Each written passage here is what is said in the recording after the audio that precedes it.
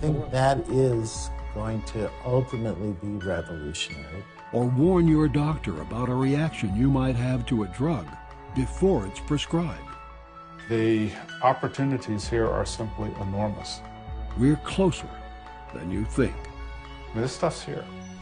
Your genome and the future of medicine, tailored to fit you. But there's another side to personalized medicine that's equally important, and that's controlling adverse drug reactions. Right now in this country, more than 125,000 people die each year in America's hospitals from adverse drug events. It's the 5th leading cause of death in America's hospitals. The DNA is the master molecule that tells the body how to work. It's the set of master instructions. In the instruction set, there's these 4 letters, and it turns out for each one of us, there are about 3 billion of those, and they're strung together end to end. It turns out that 99% of the building blocks are all the same. 1% of them are different. But it's that 1% differences that make us different human beings. It's also why a medication may work in one person, but have no effect in another.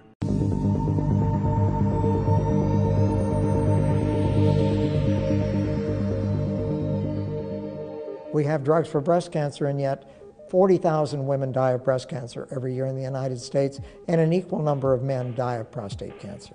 If we go back to what I call the Neolithic era, when I was starting to do this kind of research, and we see the changes that have already occurred, it is mind-boggling. The way we've been used to doing things, seemingly forever, but at least for the past 50 years, is going to change, and it's going to change very rapidly.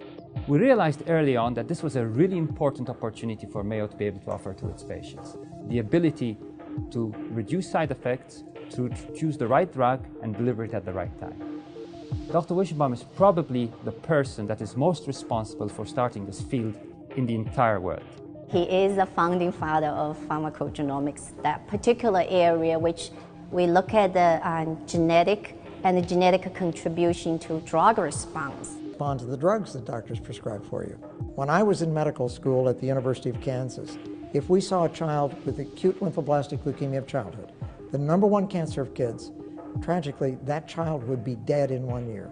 There was really nothing we could do for them. Today, 90% of the children with leukemia of childhood are cured today by the use of drugs. Not radiation, not surgery, by the use of drugs.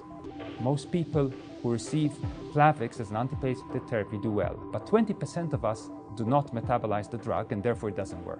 We'll start seeing that newborns get their whole genome sequenced, and that genome is stored and then used as needed. We'll know the genotypes for, that is the DNA sequence variations for all of the genes that encode proteins that either metabolize drugs, transport drugs, or are targets for drugs, so that if a doctor writes a prescription for codeine in the future, which codeine is still a fine drug for some people, then immediately the electronic medical record will recognize that this patient we already know in the electronic medical record that this patient has multiple copies of CYP2D6, the gene that makes codeine into morphine, and will send an alert to the physician, your patient might be at risk. Do you want to use this drug? Do you want to select an alternative drug, or do you want to change the dose of the drug? It'll be amazing, but it's going to be disruptive. And wonderfully so, because we need to prevent disease, not treat it. Your genome and the future of medicine, tailored to fit you.